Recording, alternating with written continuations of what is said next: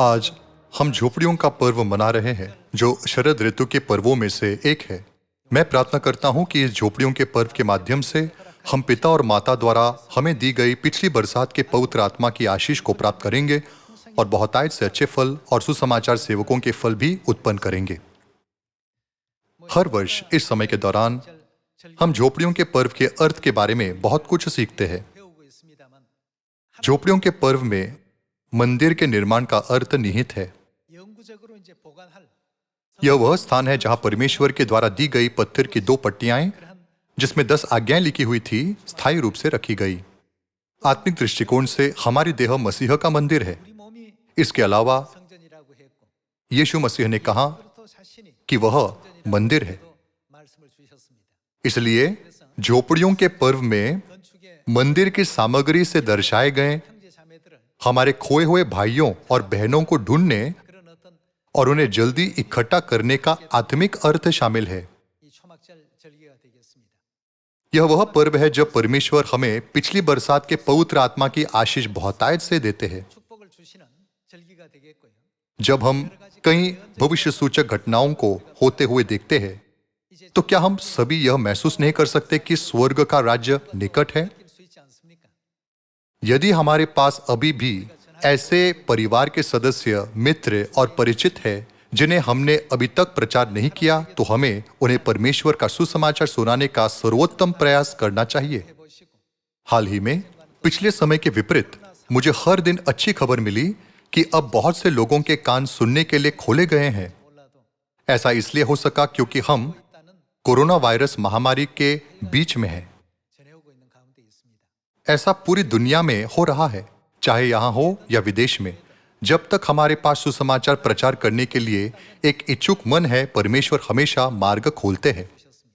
इसलिए पहले हमारे पास ऐसा करने की इच्छा होनी चाहिए। यदि हम नकारात्मकता से सोचे वे नहीं सुनेंगे क्योंकि हम महामारी के समय में हैं, तब भले ही हम कितना भी यत्न करें, हम कुछ भी प्राप्त नहीं कर पाएंगे।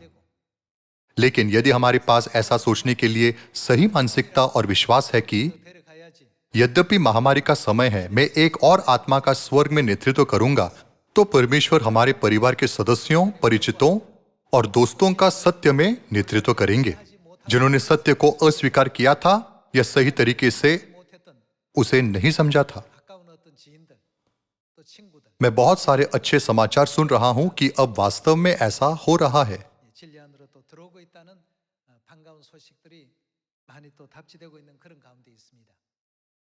यद्यपि हम झोपड़ियों के पर्व के संबंध में बाइबल की शिक्षाओं को जानते हैं, आइए हम आज एक बार फिर उन पर विचार करने का कुछ समय लें। आइए हम लेवी व्यवस्था की पुस्तक अध्याय 23 आयत 33 में परमेश्वर के वचन देखें। फिर यहोवा ने मूसा से कहा, इस्राएलियों से कहे कि उसी 7वें महीने के 15वें दिन से 7 दिन तक यहोवा के लिए झोपड़ियों का पर्व रहा करें। पवित्र कैलेंडर के अनुसार आज 7वें महीने का 15वां दिन झोपड़ियों का पर्व है। उसी 7वें महीने के 15वें दिन से 7 दिन तक यहोवा के लिए झोपड़ियों का पर्व रहा करें। पहले दिन पवित्र सभा हो, उसमें परिश्रम का कोई काम न करना। 7 दिन यहोवा के लिए हव्य चढ़ाया करना। फिर 8वें दिन तुम्हारी पवित्र सभा हो और यहोवा के लिए हव्य चढ़ाना। वह महासभा का दिन है और उसमें परिश्रम का कोई काम न करना। जैसे कि परमेश्वर ने लेवी व्यवस्था अध्याय 23 आयत 34 में व्याख्या की, पवित्र कैलेंडर के अनुसार आज 7वें महीने का 15वां दिन यानी झोपड़ियों का पर्व है। आज से शुरू करके हम 7 दिनों तक परमेश्वर के सामने झोपड़ियों के इस पवित्र पर्व को मनाने के लिए आते हैं। आइए हम आयत 39 पर जाएं। आयत 39। फिर 7वें महीने के 15वें दिन को जब तुम देश की उपज को इकट्ठा कर चुको, तब 7 दिन तक यहोवा का पर्व मानना। पहले दिन परम विश्राम हो और 8वें दिन परम विश्राम हो। और पहले दिन तुम अच्छे अच्छे वृक्षों की उपज और खजूर के पत्ते और घने वृक्षों की डालियां और नालों में के मजनू लेकर अपने परमेश्वर यहोवा के सामने 7 दिन तक आनंद करना। प्रति वर्ष 7 दिन तक यहोवा के लिए यह पर्व माना करना। यह तुम्हारी पीढ़ी पीढ़ी में सदा की विधि ठहरे कि 7वें महीने में यह पर्व माना जाए। उन्होंने अच्छे अच्छे वृक्षों की उपज और खजूर के पत्ते और घने वृक्षों की डालियां और नालों में के मजनू लेकर मंदिर के आंगन में और छत पर रखा। झोपड़ियों का पर्व वह पर्व है जब उन्होंने इस प्रकार झोपड़ियां बनाई और 7 दिनों तक परमेश्वर के सामने आनंद किया।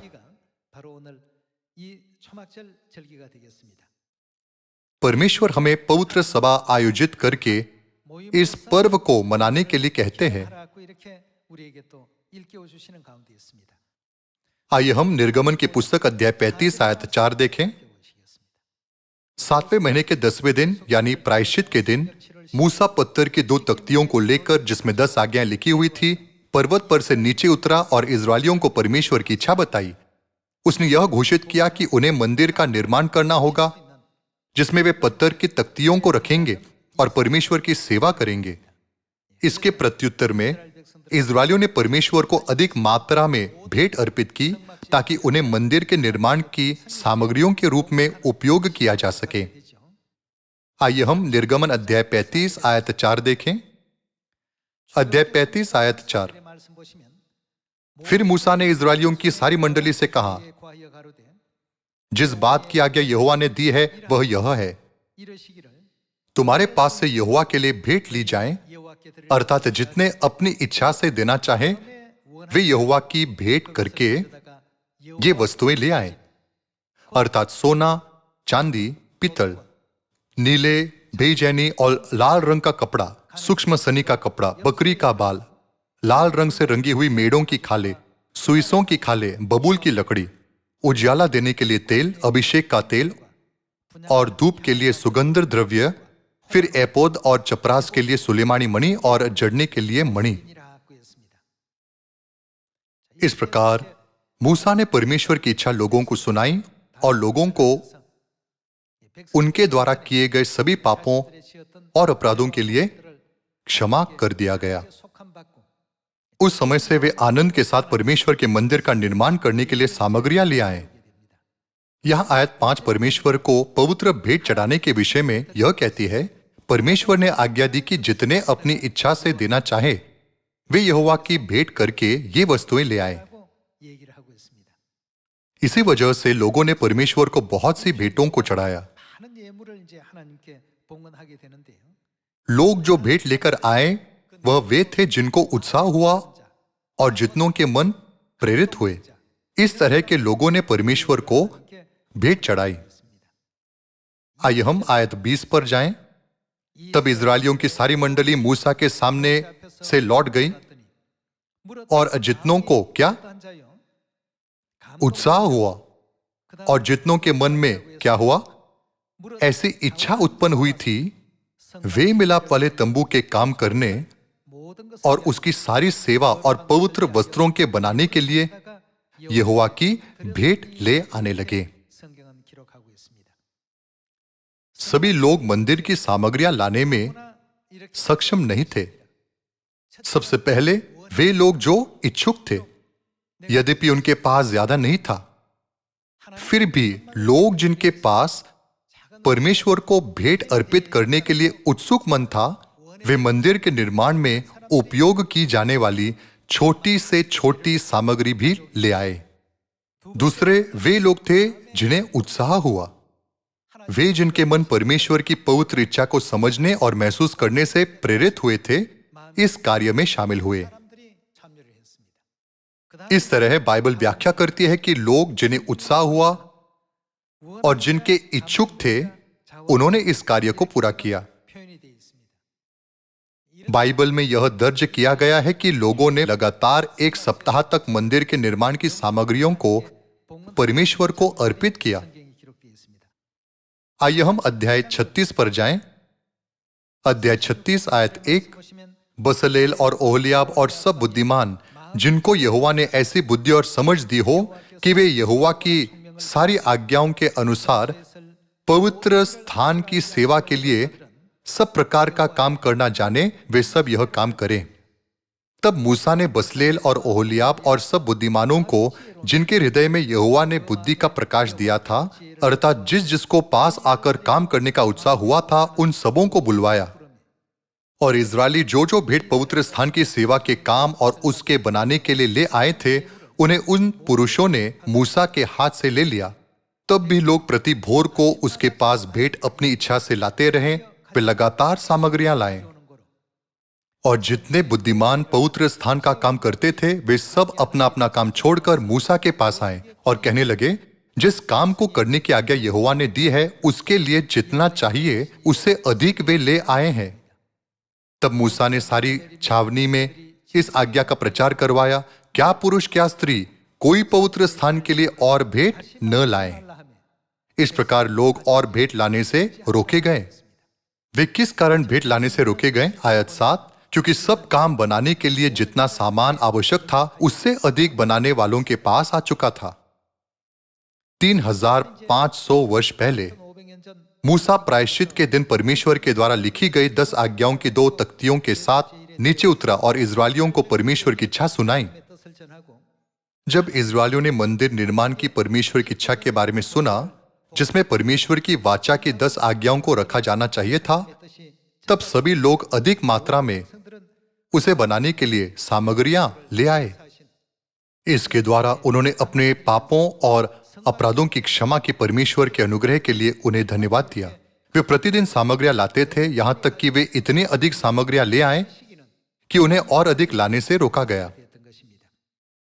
भले ही एक समय है जब हम मंदिर के लिए स्वतंत्र रूप से सामग्रियां ला सकते हैं, एक ऐसा दिन भी आएगा जब इसे और लाने से रोकने की घोषणा की जाएगी। एक सप्ताह के लिए जो लोग इच्छुक थे और जिनके मन प्रेरित हुए थे, वे परमेश्वर को इन सामग्रियों को जितना चाहे उतना स्वतंत्र रूप से चढ़ाने में सक्षम थे। हालांकि वह दिन आया जब वे चाहते हुए भी ऐसा नहीं कर पाए।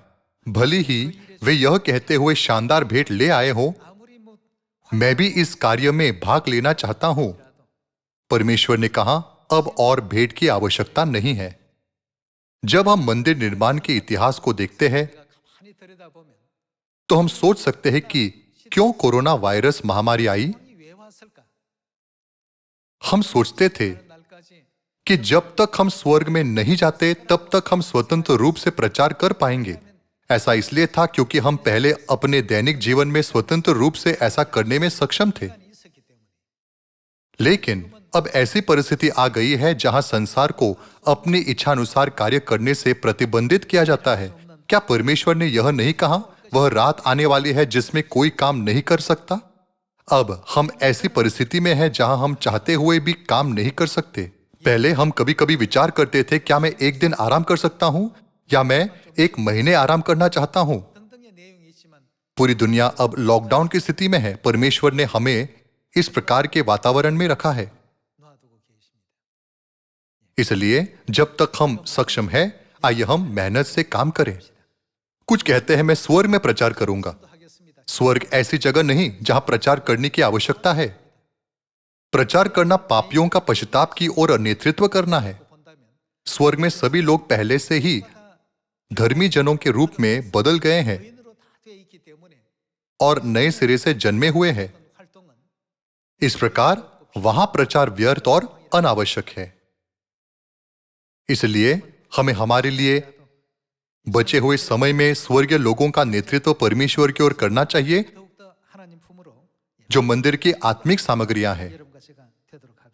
अब आइए हम नेहमिया की पुस्तक अध्याय 8 पर जाएं और देखें कि पुराने नियम में झोपड़ियों का पर्व झोपड़ियां बनाने के द्वारा मनाया जाता था। आइए हम देखें कि पुराने नियम में वे कैसे झोपड़ियों का पर्व मनाते थे। आयत 13, दूसरे दिन समस्त प्रजा के पितरों के घराने के मुख्य पुरुष और याजक और लेविय लोग एजरा शास्त्री के पास व्यवस्था के वचन ध्यान से सुनने के लिए इकट्ठे हुए। उन्हें व्यवस्था में यह लिखा हुआ मिला कि यहोवा ने मूसा के द्वारा यह आज्ञा दी थी कि इजरायली 7वें महीने के पर्व के समय झोपड़ियों में रहा करें और अपने सब नगरों और यरूशलेम में यह सुनाया और प्रचार किया जाए, पहाड़ पर जाकर जैतून, तेल वृक्ष, मेहदी, खजूर और घने घने वृक्षों की डालियां ले आकर झोपड़ियां बनाओ, जैसे कि लिखा है। अतः सब लोग बाहर जाकर डालियां ले आए और अपने अपने घर के छत पर और अपने आंगनों में और परमेश्वर के भवन के आंगनों में और जल फाटक के चौक में और एप्रैम के फाटक के चौक में झोपड़ियां बना ली। वरन सब मंडली के लोग जितने बंधुआई से छूटकर लौट आए थे झोपड़ियां बनाकर उनमें रहें। नून के पुत्र यहोशू के दिनों से लेकर उस दिन तक इस्राएलियों ने ऐसा नहीं किया था। उस समय बहुत बड़ा आनंद हुआ। फिर पहले दिन से अंतिम दिन तक एजरा ने प्रतिदिन परमेश्वर की व्यवस्था की पुस्तक में से पढ़ पढ़कर सुनाया। यो वे 7 दिन तक पर्व को मनाते रहे और 8वें दिन नियम के अनुसार महासभा हुई। बाइबल बताती है कि नेहमिया के समय में भी झोपड़ियों का पर्व मनाया गया। नेहमिया अध्याय 8 में यह लिखा गया है कि झोपड़ियों का पर्व यह स्मरण करने के लिए मनाया गया कि इजरायली जंगल में रहने के दौरान झोपड़ियों में निवास करते थे। विभिन्न वृक्षों जैसे खजूर के पत्ते, घने वृक्ष के डालियां, पहाड़ पर के जैतून, तेल वृक्ष, मेहंदी का उपयोग करके झोपड़ियों का पर्व मनाने के पीछे क्या अर्थ है और बाइबल में पेड़ किससे संकेत करता है? आइए हम यिर्मयाह की पुस्तक अध्याय 5 पर जाएं। यिर्मयाह अध्याय 5 आयत 14। इस कारण सेनाओं का परमेश्वर यहोवा यो कहता है, ये लोग जो ऐसा कहते हैं इसलिए देख, मैं अपना वचन तेरे मुंह में आग और इस प्रजा को काट बनाऊंगा और वह उनको भस्म करेगी।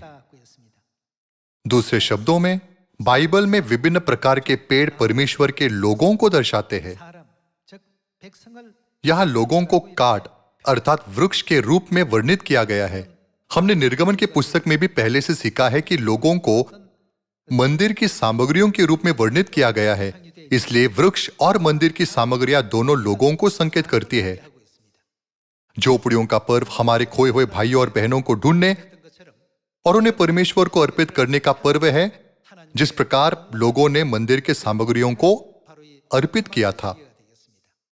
इसके अतिरिक्त इफिसियों की पुस्तक में यह लिखा गया है कि हम सब मिलकर परमेश्वर में एक मंदिर बनते जाते हैं। आइए हम इफिसियों की पुस्तक अध्याय 2 देखें। अध्याय 2 आयत 19 में यह लिखा है,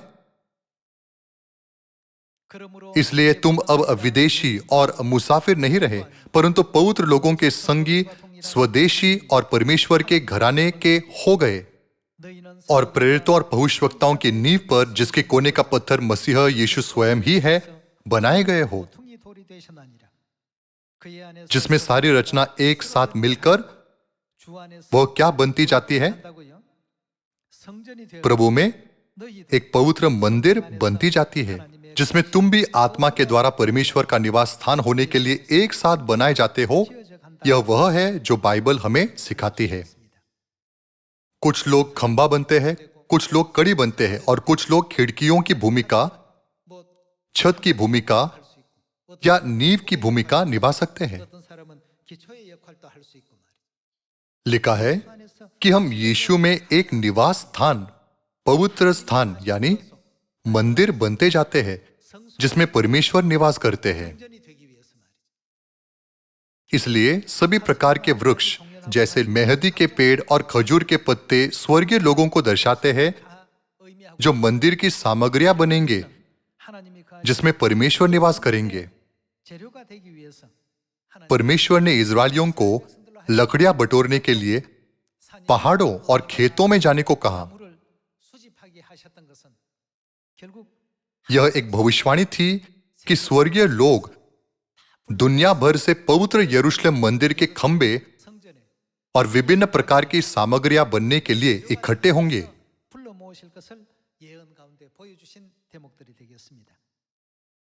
आइए हम प्रकाशित वाक्य की पुस्तक अध्याय 3 पर जाकर इसकी पुष्टि करें। आइए हम प्रकाशित वाक्य अध्याय 3 आयत 10 पढ़ें। तूने मेरे धीरज के वचन को थामा है, इसलिए मैं भी तुझे परीक्षा के उस समय बचा रखूंगा जो पृथ्वी पर रहने वालों के परखने के लिए सारे संसार पर आने वाला है। मैं शीघ्र ही आने वाला हूं। जो कुछ तेरे पास है उसे थामे रहे, कि कोई तेरा मुकुट छीन न ले। जो जय पाए उसे मैं अपने परमेश्वर के मंदिर में एक खंभा बनाऊंगा। इफिसियों अध्याय 2 में यह लिखा था कि हम एक निवास स्थान यानी मंदिर बनते जाते हैं जिसमें परमेश्वर निवास करते हैं। प्रकाशित वाक्य अध्याय 3 आयत 12 में यह भी लिखा है कि जो जय पाए उसे मैं अपने परमेश्वर के मंदिर में खंभा बनाऊंगा और वह फिर कभी बाहर न निकलेगा।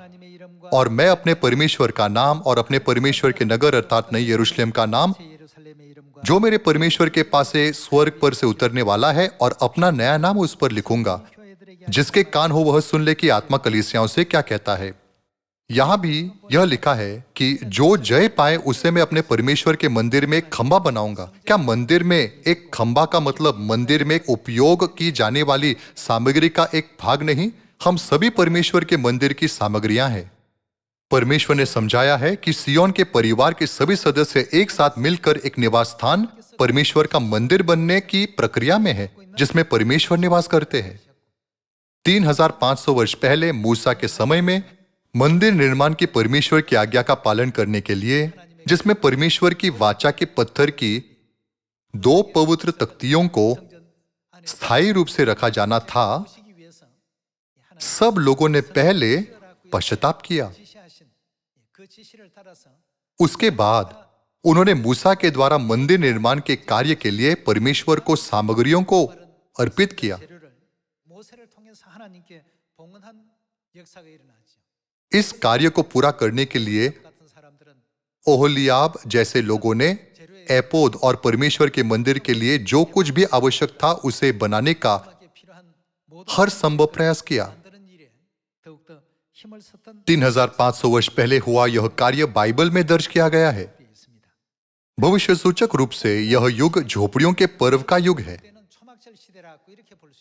इस युग में हर कोई परमेश्वर के लोगों को इकट्ठा करने का कार्य नहीं कर सकता जो कि परमेश्वर के मंदिर की सामग्रियां हैं। यह केवल उनके लिए है जो इस कार्य को लगन से करने के लिए इच्छुक है और जिनके मन प्रेरित हुए हैं। यह कार्य तब तक जारी रखा जाएगा जब तक कि परमेश्वर सामग्रियों को और लाने से रोकने की आज्ञा नहीं देते। 2000 वर्ष पहले जब यीशु इस पृथ्वी पर आए तो उन्होंने स्वर्ग जाने से पहले चेलों से कहा, इसलिए तुम जाओ सब जातियों के लोगों को चेला बनाओ और उन्हें पिता और पुत्र और पवित्र आत्मा के नाम से बपतिस्मा दो और उन्हें सब बातें जो मैंने तुम्हें आज्ञा दी है मानना सिखाओ। यह एक अनुरोध था जो 2000 वर्ष पहले यीशु ने उनसे किया। तब इस झोपड़ियों के पर्व के युग में स्वर्गीय लोगों का कर्तव्य क्या है जिन्हें झोपड़ियों के पर्व की भविष्यवाणी को पूरा करना है? शायद आप इस प्रश्न का उत्तर जानते हैं, भले ही मैं आपको एक लंबा स्पष्टीकरण न दूं। आइए हम 2 तीमुथियुस की पुस्तक अध्याय 4 आयत 1 देखें। परमेश्वर और मसीह यीशु को गवाह करके जो जीवितों और मरे हुओं का न्याय करेगा और उसके प्रकट होने और राज्य की स्तुति दिलाकर मैं तुझे आदेश देता हूं। परमेश्वर हमें क्या करने के लिए कहता है कि तू वचन का प्रचार कर, समय और असमय तैयार रहे। 3500 वर्ष पहले मूसा ने लोगों को केवल परमेश्वर के प्रति आज्ञाकारी रहते हुए मंदिर की सामग्रियां इकट्ठा करने की परमेश्वर की इच्छा बताई।